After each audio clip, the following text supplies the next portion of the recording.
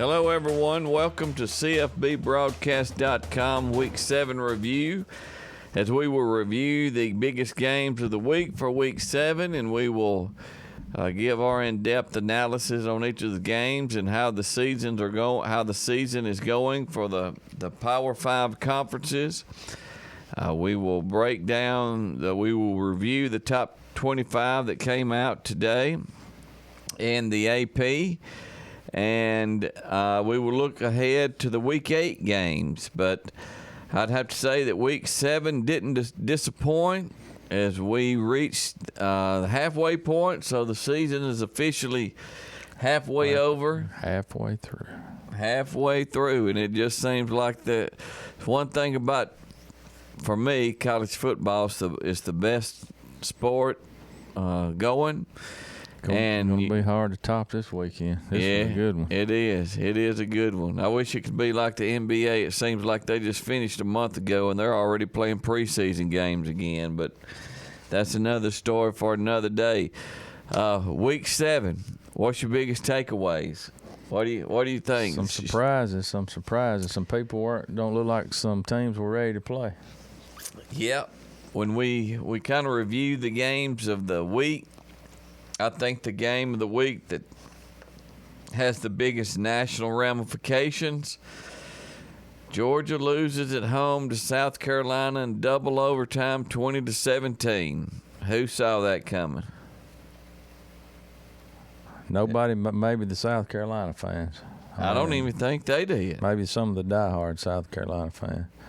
I didn't see it coming. I think it's just inexcusable. How can Georgia lose that game at home? Well, you call it. They got Kirby'd. What are you saying? Kirby's good for those kind of games. I mean, he makes some very questionable, but he does it. He does it every year in at least one game. Kirby. First year he lost at Vanderbilt at home. Second year, he has that big lead against Alabama in the championship game. Loses his mind. Second and 26. We know what happened. The SEC championship game against Alabama last year. Ran a fake punt when Alabama's down to their second team. Jalen Hurts was having a great year, but still he hadn't been playing much at the time. And you were in control of that game the whole time. And then yesterday, I just did not understand. I understand things happen and you play close games and stuff like this, but at the end of the game, or it was at the end of regulation. Yeah. End of regulation, and Georgia is out there ready to play. South Carolina is 4th down and 1. Play clock's running out. They need a field goal. And Georgia calls timeout. And it's clear that they're in disarray. They had no timeout. And he bailed them out by calling a timeout. That's why I said they got Kirby'd.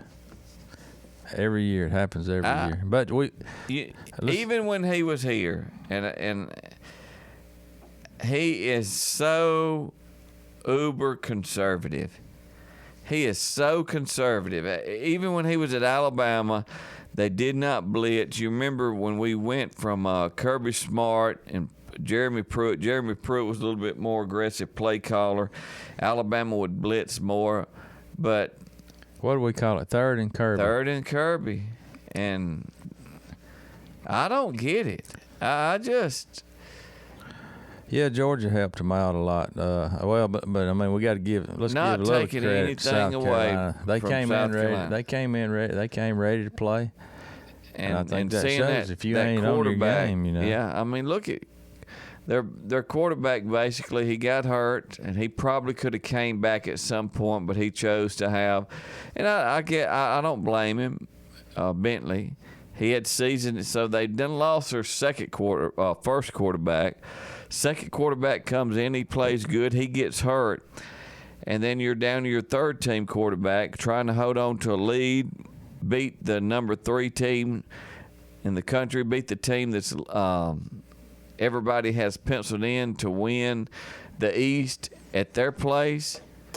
And to see him cheer over there on the sideline, it was a good sight to see. But the loss is just inexcusable. And I don't believe the natives in Athens or in the state of Georgia, I don't believe they're too happy with Kirby right now about that. I think maybe they may be coming to realize that this is Mark Richt's point 2 or Mark Richt 2.0. 2.0. Yeah. I saw stats on Twitter that, it's a very interesting statue, and you don't really think about it. But, I mean, Kirby Smart's record through the first 48 games is like 37-11, and Mark Richt's was 39-9. Yeah. So both of them have an SEC championship. Both of them have 2 East titles. How many national championships both of them have? 0. But they both had 4 top 10 recruiting classes, and here's the big one. This is the big one. Mark Richt had 0 losses to unranked teams in his first 48 games. Yeah. Home losses. Yeah. How many's Kirby had? 3. Vanderbilt, South Carolina. 3. Who was the other one? I don't know who it was. But this could be Mark Richt 2.0. Actually, I mean, Mark Richt had a better record at this time in his career at Georgia than Kirby does. Yeah. I was underwhelmed, and I have been underwhelmed with Georgia pretty much. Thought Fromm played the worst game that he's played all year. I think he would admit to that. Yeah. And we will see. But, hey. Hats off to South Carolina. Yep, good win for Muschamp's alma mater. Going back in, beating your alma mater, that has to be special when they looked over you. Didn't Kirby and Muschamp play together? I think they used to coach together with Nick. I think Muschamp got Kirby a job at Valdosta State. But did both of them play at Georgia at the same time? I don't know if they were there at the same time, but I know they coached at Valdosta State together, and I know they coached at LSU together. And I know they're good friends. If I'm not mistaken, I think they may have a beach house together. So it was a good day for Will Muschamp. Absolutely. So for me, that was the game of the week. I think you agree to it. Game number 2 of 4 of our games of the week that impacts the national scale. LSU beat Florida down in Death Valley 42-28, a game that was closer than I thought, although LSU did cover, and I did predict that by 0.5 point. But Florida went toe-to-toe with them. Florida showed me a little toughness, but LSU looks like a monster. They look good. Burrows is playing as good as anybody in the country at quarterback. I know Tua's playing great, but Burrow doesn't have the talent at receiver as what Tua has. But he is a gutsy quarterback. I've been more impressed with him with each game that he's played. And LSU was down in the second half, 28-21. The defense came in and shut them down the rest of the second half. And they win the game 42-28 and stop them on a goal line stance to keep them from getting in there at the end of the game. Very impressed. Cover. Yeah, that was good. LSU's, they're good. The real deal. They were rewarded. They were rewarded for their schedule that they've played as they've went up to number 2 in the polls, and we'll get into that a little bit later on. But could not have been more impressed with LSU. They look good to me. I don't know that I wouldn't have them number 1. They really look good, and I really like. Orgeron's kind of worn on me. He's kind of won me over. Yeah, when he was at Ole Miss, he left it in such a mess, but he is really I've been impressed with what he's done with LSU. That was a tough spot that he came in. They really didn't want him.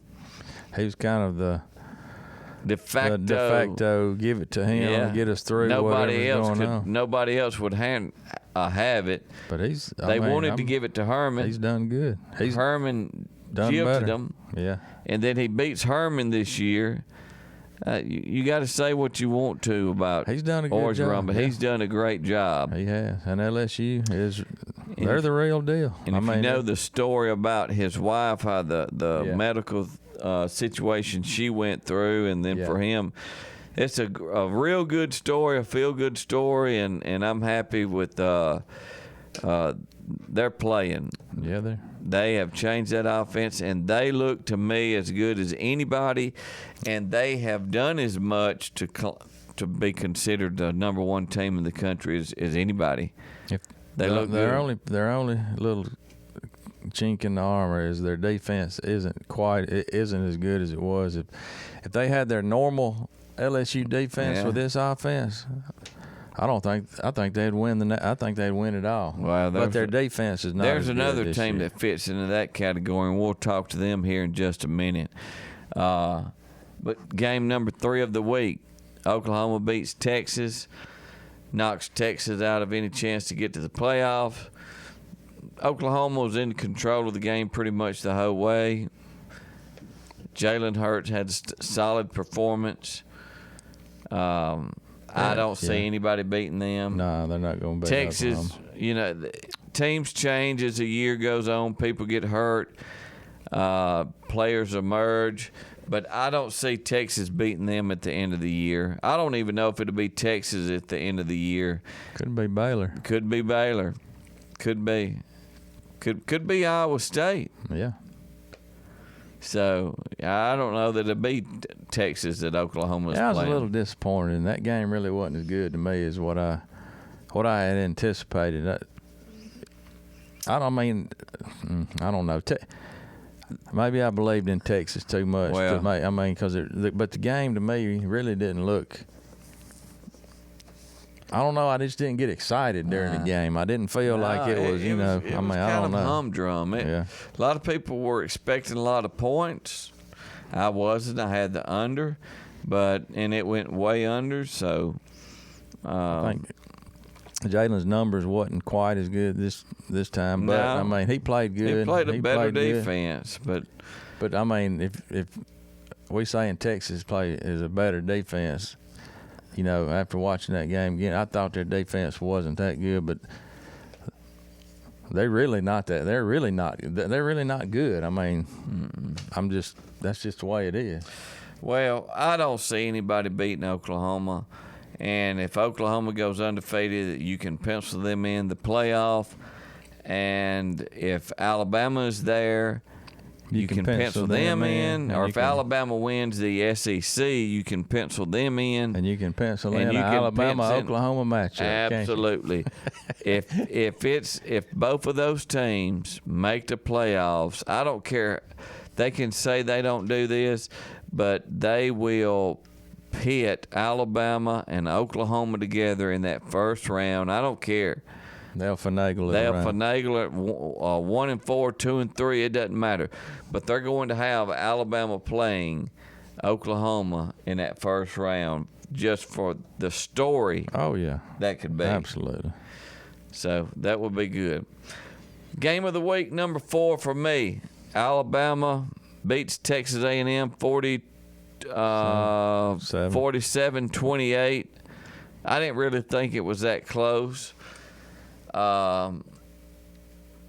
Texas A&M, I was high on them to start the year. I don't believe they have a quarterback that they can win with. They've ran off a lot of good ones that are in the NFL right now. But that not Jimbo Hatton. I mean, he's not Jimbo, but Sumlin. He's doing what he can right now with what he's got. He is, but they don't have a quarterback that can win big for them. But I just don't know how you stop Alabama. Yeah, we say it every week. I mean, and now with the offensive line combination they had yesterday, which in my opinion is to me going forward, that's what it should be. they moved our starting center is hurt, so they moved the Florida State transfer Dickerson over there and to center and put Brown at right tackle. And that combination seemed to really work. I mean, I don't know. It looked we ran the ball a lot better. I think we did. And A&M has been, a fairly solid defense. Not great, but they've been a very good defense. Their defense is not as good as Auburn, but they're formidable. They are. They decent against the run, and Alabama put basically 50 on them. Yeah. Clemson barely got 28, 24, 28, 27. No, 28. Yeah, 28. So. Yeah, Alabama is what they are on offense, and you see what they are. I mean, every week you have a receiver or a receiver step up. A few weeks it's Ruggs, it's Judy, exactly. It's Smith, and this week it was Waddle. It was a his Waddle turn. show. Yeah. But do you see Judy getting a little frustrated? Yeah, he looks like he's got a little. That's something to keep an eye on. Well, I mean, I think, I don't know. I think teams, of course, he was a Blitnikoff winner last year. And well, I don't think it's so much that, Josh, I think he's seeing money go down the drain. Well, I'm saying teams are playing him in a way that. They're playing to stop Judy, and the others are getting open. So you can only double team basically one guy. And you can see, where they're stopping Judy. And then Tua, I think where he's progressed from last year, and I think when we watched the game yesterday, you pointed this out. He hits those check down backs, check down receivers more so than what he did last year. Yeah, he's not going for a home run every time. But if you look at the game, he thought Judy was going to zig, and Judy zagged, and it was a bad throw. And then they kind of had words there, and then a little bit later, Tua tried to force one to him, and what happened? First pick of the year. Yeah, so he, you can understand if you're Judy. I mean, I can. You're the one, the go-to. You're the go-to, and then all of a sudden, I don't know if his people are, I don't know if there's anything to that story about the rock, paper, scissors, who's going to run the route and all that. I mean, that's fun to talk about on TV and all that. But if of course Judy wants the ball, but if it ain't there, I mean, if he's double covered, throw it to the guy. Yeah, I mean I think that's where Tua has progressed. I mean, he don't take off. I think he knows that he needs to stay healthy. I agree. And he's not pulling the ball down, running it like he was. And you can only have one dog. Right. And it's Tua, and he makes great decisions. Yeah, he's putting it where but like you said, maybe some of that little tension, he was like, well, let me get Judy this ball. I think that may have had something to do with it. But I'm glad that he went ahead and threw the interception to where that would have been something that,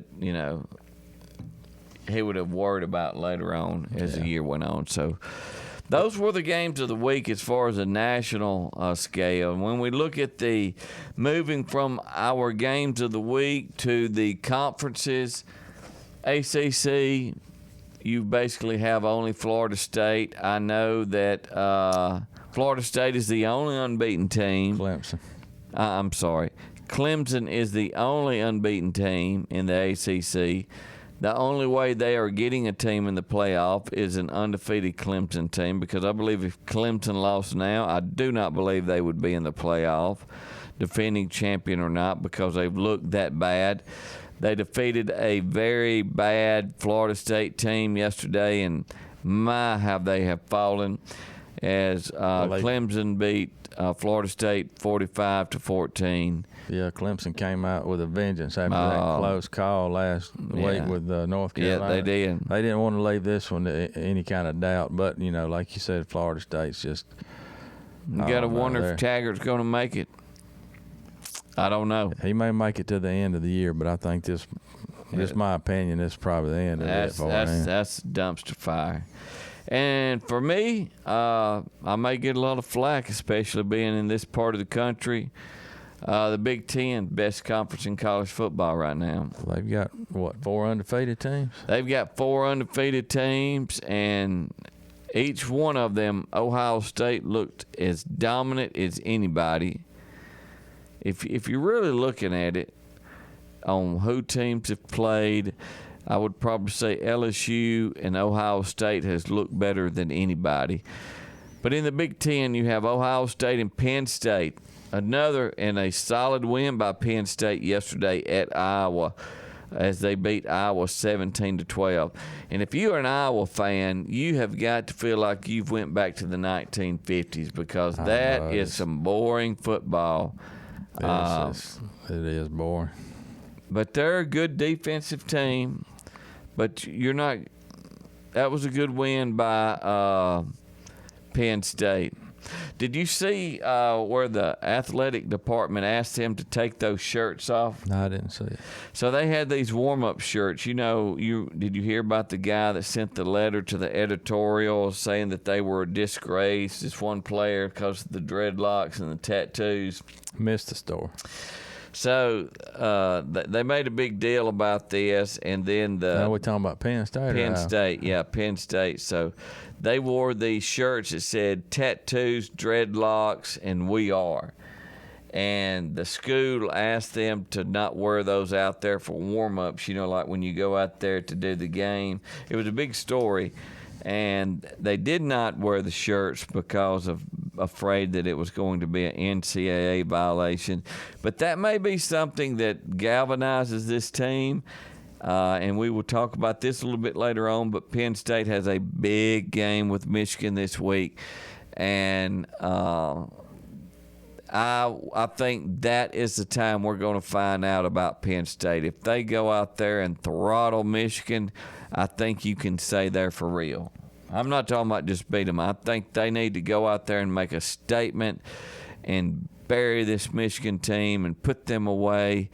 And I'm tired of hearing about them because they are mediocre at best.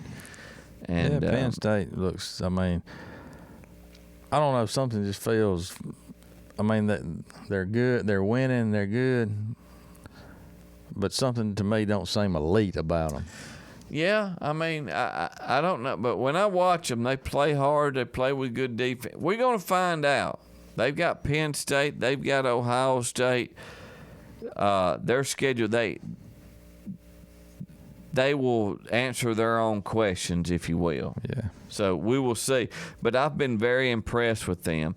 Another team that we've been talking about them for several weeks, Wisconsin. Pitched another shutout. 4 shutouts in 6 games. They beat a Michigan State team, a conference foe, a conference rival. They beat them 38-0. And if you go back, so that 4 out of 6 games have been shutouts. I don't care who you are, that is impressive. And none of these are division FBS schools or any of that. These have been legitimate teams. Yeah. South Florida, they've been good teams that they've went out there and they've just shut them down. And basically you could say that the Michigan game, they were up in that game 35-0 before anybody scored. So they allowed a couple of trashy touchdowns in that game, but that defense is solid. And the best defense in the Big Ten. I would say their defense and the Auburn defense is the best 2 defenses in college football. But have they played in here? Here's the thing I was thinking about. Everybody they've played, basically, good teams. Good, not great. Have run this old kind of style football on offense. I would wonder what they would do against an LSU, against an Alabama with a wide open attack on offense. I don't think they can match up with them on the end, but you never know. But you get in a one-game situation and a turnover. Like yesterday. But it says something for them pitching 4 shutouts. I don't care who you are. Yeah. That's impressive. It is. You never know in a one-game shot. Like yesterday, that official called the boy for Alabama Ruggs, said he fumbled the football. In the old days, that would have been a fumble. And you never know how that changes the game and changes momentum. Watching it from home, I knew it was not a fumble. So well, everybody did. So, and I don't know what he was looking at. See? What was he looking at? That was ridiculous. Yeah. SEC That's a whole officials. other story than referees. I'm talking about all over college football. I'm talking about the rules now and everything. It's ridiculous. Man, it's ridiculous. Is it not? Yeah. All those penalties. We could do a whole show on that. One time. Just sometime. touching the quarterback's head. And it's subjective. And then Tua gets floored and doesn't get the penalty. And here's a question.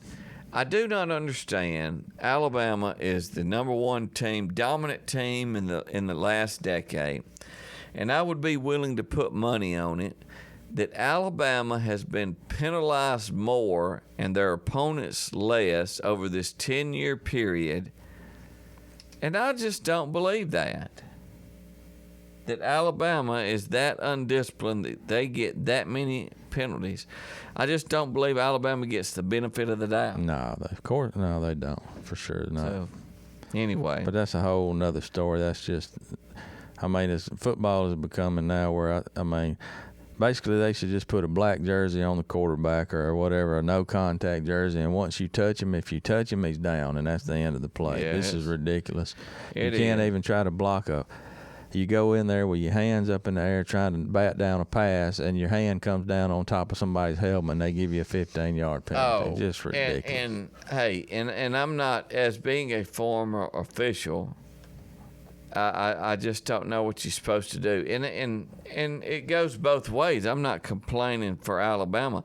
I thought the call that Alabama got when they called the blindside block against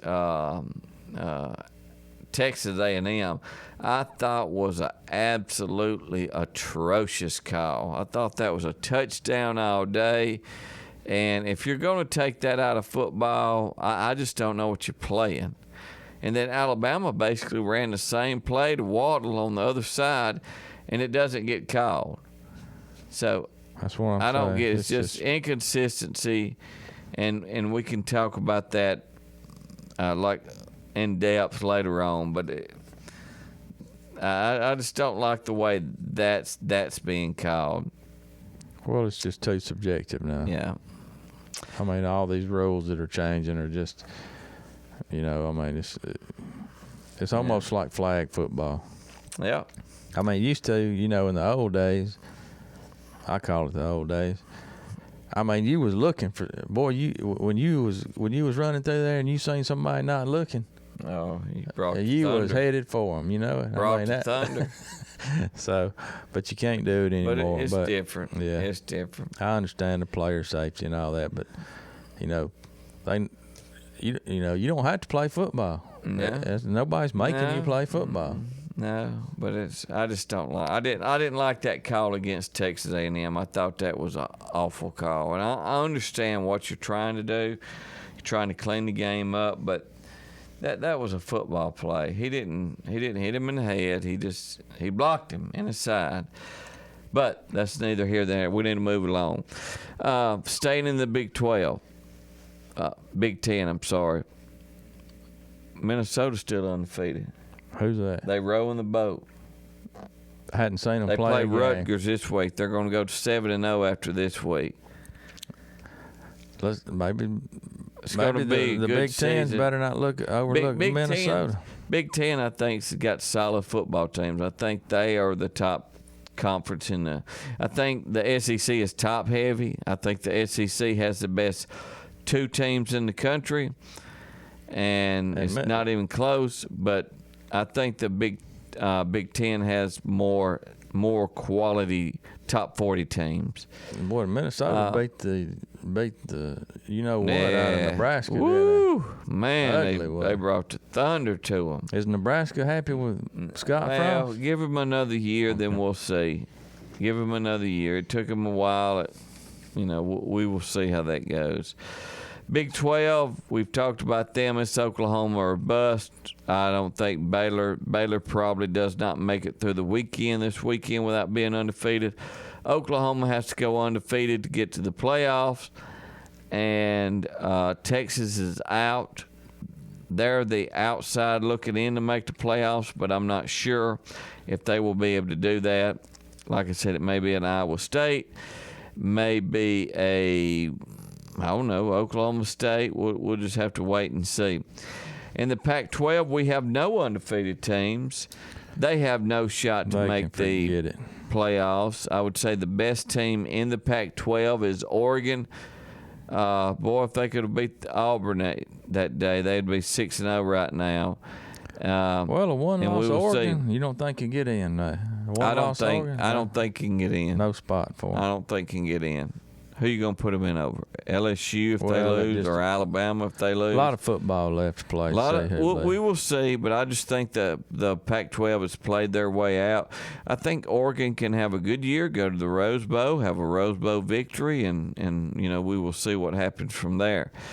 For me, in the Pac-12, the question is, does Todd Helton make it through the end of the year? Yeah, I think he'll make it to the end of the year. After that, who knows? Probably not. They're 3-3 right now. Bruce Feldman reported last week that there was rumors in South Bend that if Bruce Helton lost that game, Tom Helton lost that game, USC is 3-3. They're not used to that. Good losses. Moral victories. USC has moral victories. They should be the blue blood on the West Coast. They have nobody to recruit against other than UCLA, and any kid that they go after and UCLA goes after is going to go to USC. That's just the way it is. And if Urban Meyer has shown any interest in that USC job, and there's rumors out there that he has. You keep bringing that up. Just watch. You keep bring that up all the time. Just watch. You think Urban Meyer? Well, no, I'm just saying, keep an eye on it. I don't believe he's done coaching, and if a job like USC or Notre Dame comes up, he's burned his bridge at Ohio State. USC or Notre Dame comes up, he's gone. I don't think Notre Dame's going to. He's a gone arse. I believe that USC will come up before Notre Dame comes up. The job, anyway. I think USC may come up by the end of the week. I think Todd Helton is in. He was in the hot seat before that. I don't think they want him. The end of this week? I don't think they want him to put together something at the end of where they're forced to keep him. Just keep an eye on that USC job going forward. We will see. Then we talk about our beloved SEC teams. We've talked about Alabama and LSU. They're the only two unbeaten teams in the SEC. They're number 1 and number 2 in the country, as you will hear in the polls. This is setting up for the November 9th Battle of the Century Part whatever. Alabama and LSU in Bryant-Denny Stadium. One can only hope that CBS can get that worked out to be a night game. And so just a quick question. Why would LSU go from number 5 to number 2? Look at who they beat. They went to Texas and won. But did Ohio State lose? No, they didn't. But who's Ohio State? Did Clemson lose? No, but they barely beat North Carolina. I don't know why you jump all the way to number 2 unless we're trying to get a big setup for. There you go. For number 1 versus number 2. What would be more compelling?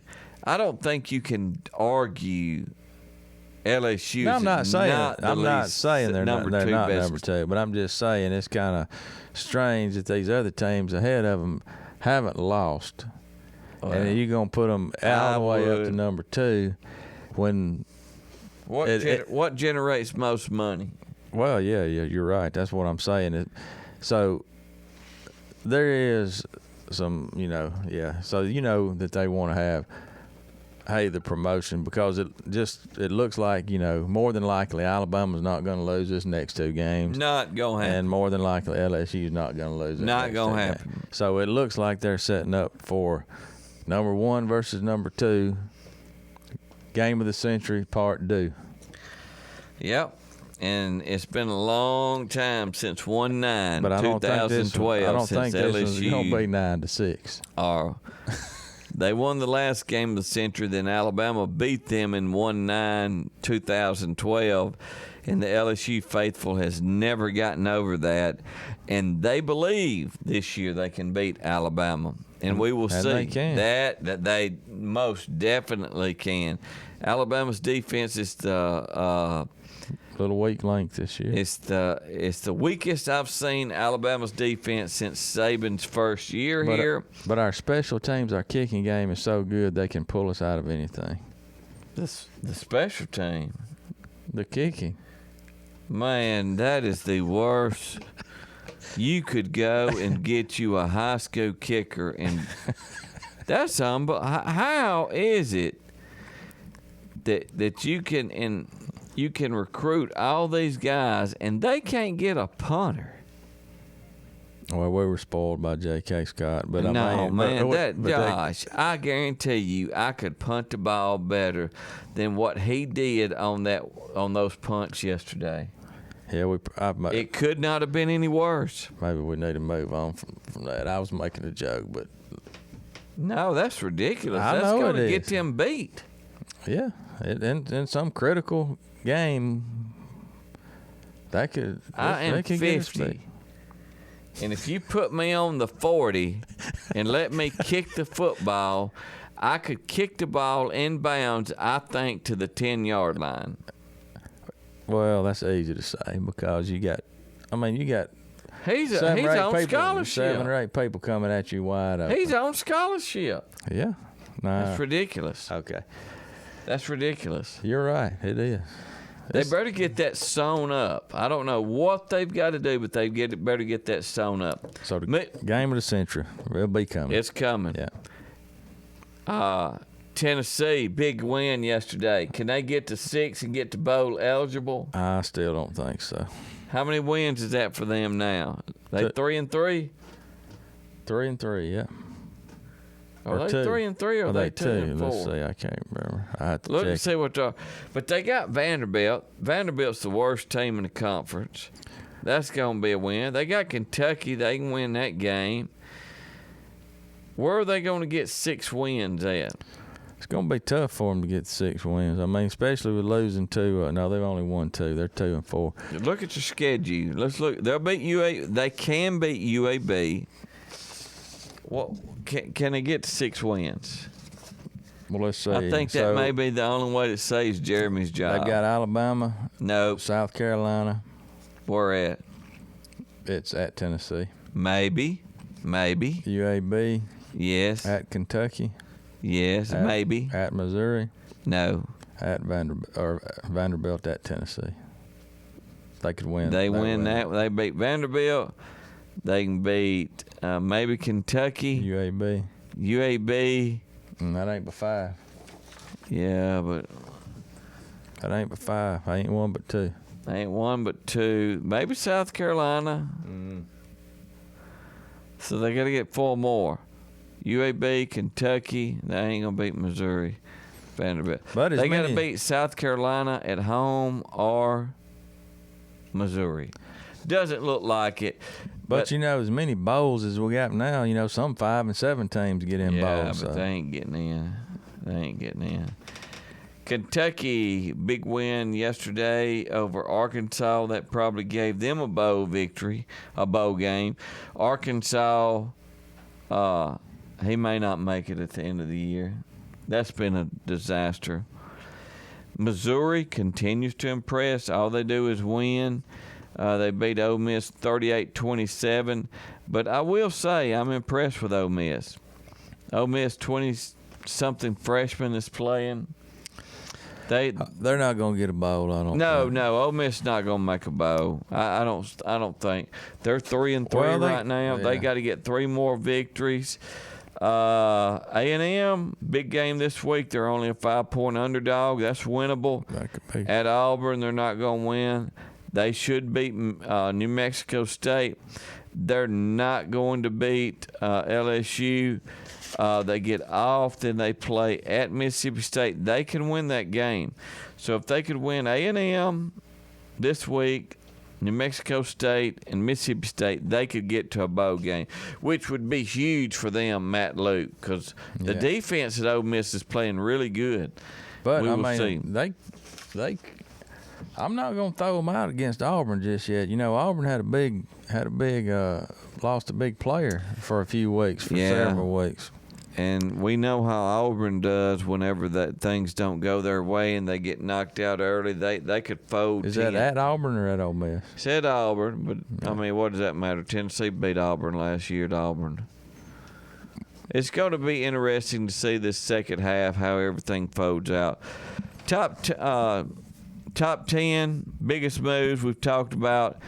We've got Alabama 1, LSU 2, Clemson 3, Ohio State 4, Oklahoma 5, Wisconsin 6. I think all of that is correct.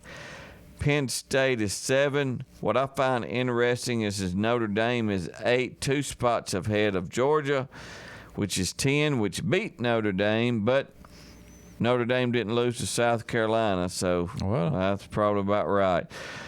Florida is 9. They did not get punished much for losing that game to LSU, and I don't think they should have. Auburn is 11. Last week we were bragging about how many teams in the SEC were in the top 10. When you look at the Big 12, you've got 3 of the top 7 teams, Big 10. You have to go to number 12 to find Oregon. Then you got Utah. Boise State is 14. And when we go to the games of the week this week, you will see probably the last chance for them to lose a regular season game is this week when they travel to BYU. And they are a 5.5-point favorite. So if you just want to do away with having to hear about these Boise State trying to make the playoffs, you want to root for BYU this week because Boise State is undefeated. They're undefeated, but they definitely don't play anybody. So we will see. But if I had to go the top 3 games, unfortunately this week, last week we were loaded with big games.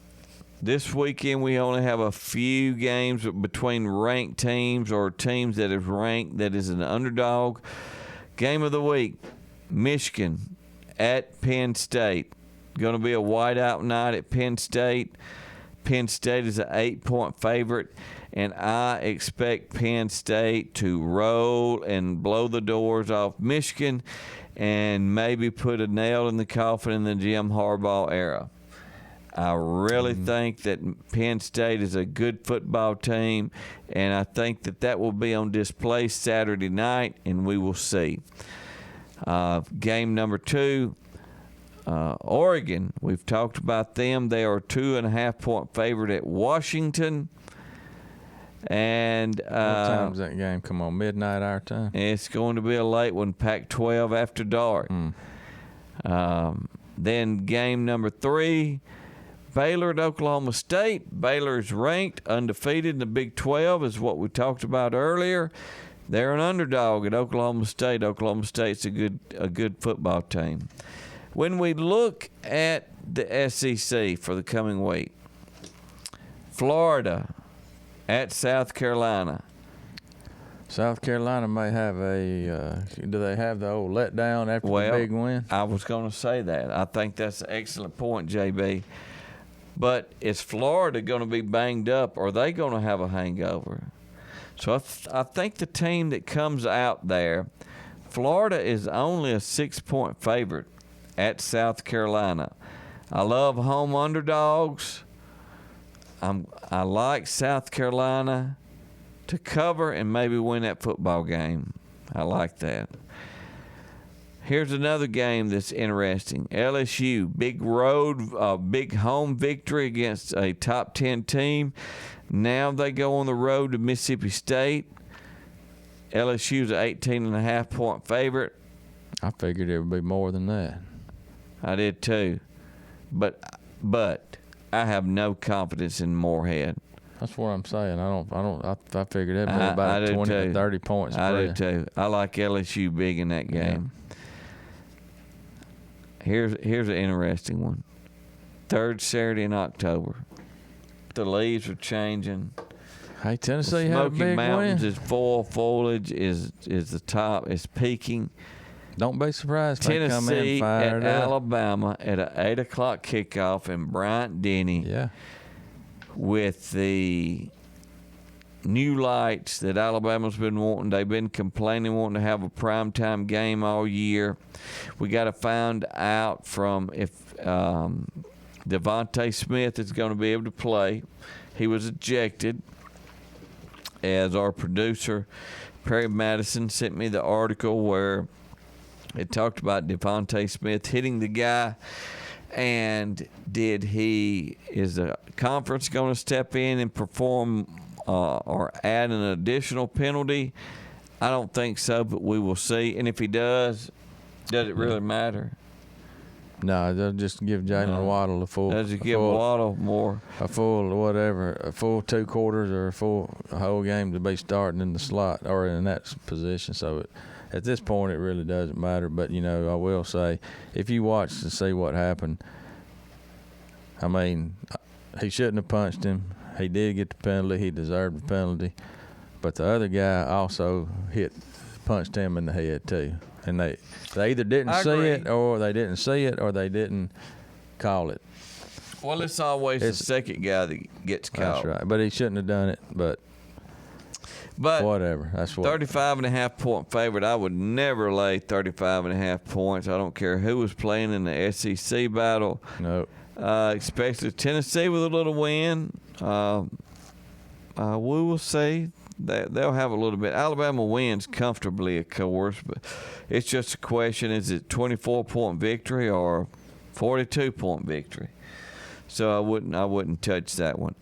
Last 2 games we'll talk about: Auburn minus 16.5 at Arkansas, 11 o'clock kickoff. JB, you alluded to this a little bit earlier. Whitlow's out. He's out, but I still think. I mean, I don't understand the odds. Well, I mean, I would think that Auburn would be a much bigger favorite in this game than 16.5 points. Arkansas was horrible. Arkansas was horrible. They are. I mean, what do they see? Here's what I see.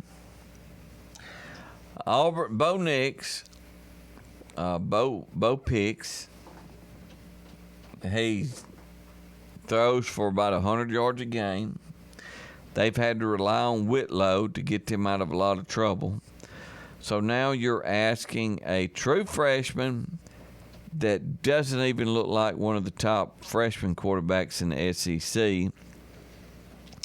I think that, what's the Ole Miss quarterback, Plumlee looks head and shoulders better than Bo Nix.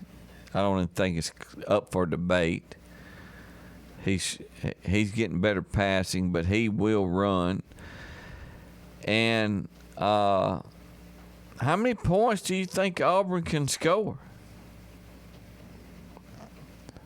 If they can score 24, do you not think? I think with their third string, I mean, Arkansas. Have you watched Arkansas this year?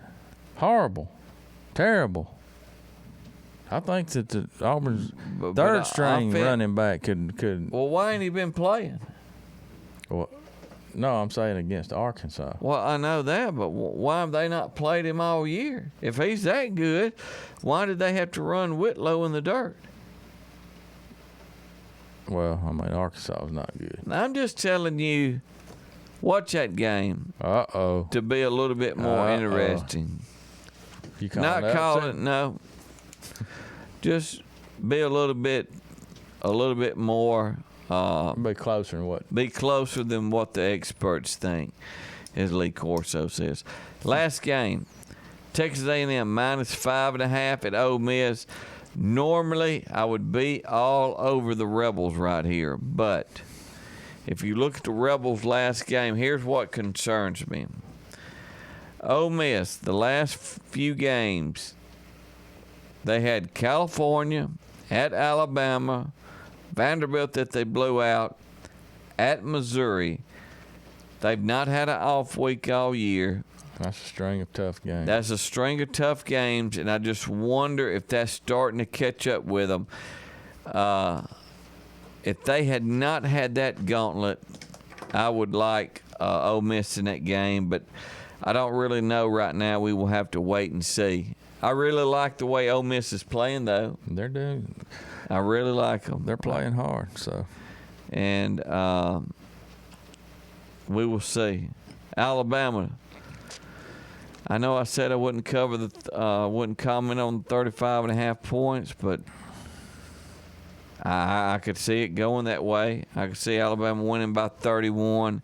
You know, to me, what's amazing to me is how close they have been on the lines on Alabama this year. I mean, it's been 1 and 2 points. Oh, yeah. One way or the other. They have really been on the money, and it's probably going to be the same way again. Alabama wins by 33 or 38. So it's kind of what I would predict, but I would never lay 35.5 points in a conference game, in a rivalry game at that, even as bad as Tennessee is. Yeah. And we will just see. A lot of stuff going on up there, too, so you never know how that's going to go. That's halfway through, JB. Yeah, halfway. Man, it's been fun, but it's flying through. The shocker of the year so far is Georgia loses to South Carolina. I'd have to say that's the biggest upset of the year. Biggest win of the year is, I would have to say, LSU, what they've done this year in the SEC. Absolutely. You get outside the footprint. I did not see Wisconsin and Ohio State being as good as they were. Kind of figured, I did not expect Clemson to struggle as much as they have.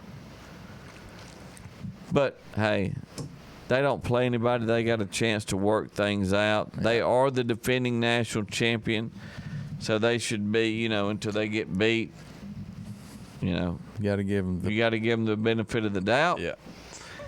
And we will see. So week 7, halfway point. We're at halftime here at CFBBroadcast.com. Coming to you from She Shed Radio Studios with our producers, Perry Madison and editor Kimberly Madison. They've done a great job to put our stuff together. This right here is our inaugural season at putting this show together. The website's still under construction.